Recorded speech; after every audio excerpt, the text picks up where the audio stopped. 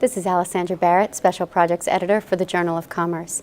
I'm at our Inland Distribution Conference in Kansas City, Missouri, and I'm speaking with Patrick Ottensmeyer, Kansas City Southern's Chief Marketing Officer and Executive Vice President. Thanks for taking a few minutes to speak with us today. You're welcome. Nearshoring in Mexico, real or just hype? It is very real.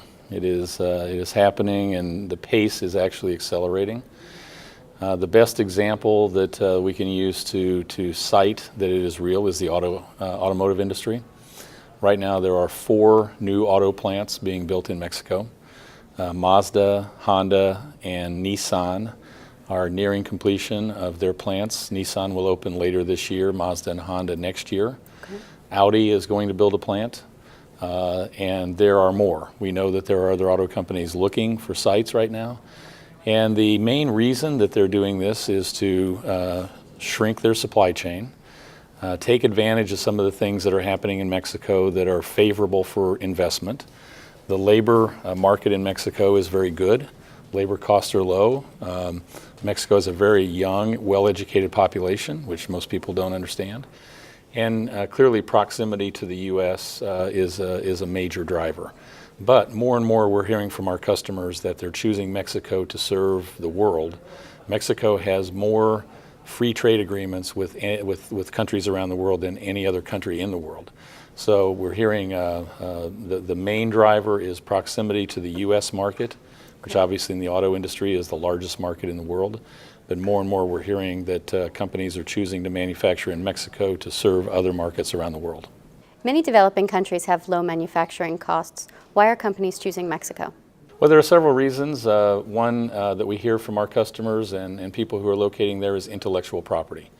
If you're familiar with some of the other markets, particularly Asian markets, there's concern on the part of technology companies, electronics, automotive. Mexico has very strict laws and protections for intellectual property, so that's one of the other considerations that companies are citing as reasons to locate in Mexico. In addition, another little fun fact is Mexico educates or graduates more engineers per capita than the United States. So it's a fairly well-educated workforce, and so what's happening over the past several years is Mexico is actually attracting a higher quality of production, of manufacturing. So you're seeing aerospace and high tech, and in addition to electronics and appliances and automobiles. So all those factors are really contributing to the growth in Mexico. What about security concerns? Well, security is a real concern. It's in Mexico. You've all read the headlines. You've read the headlines about some of the horrific things that are happening and the crime. What I tell people who are friends who think I'm crazy for traveling to Mexico as often as I do, I'm there probably once a month.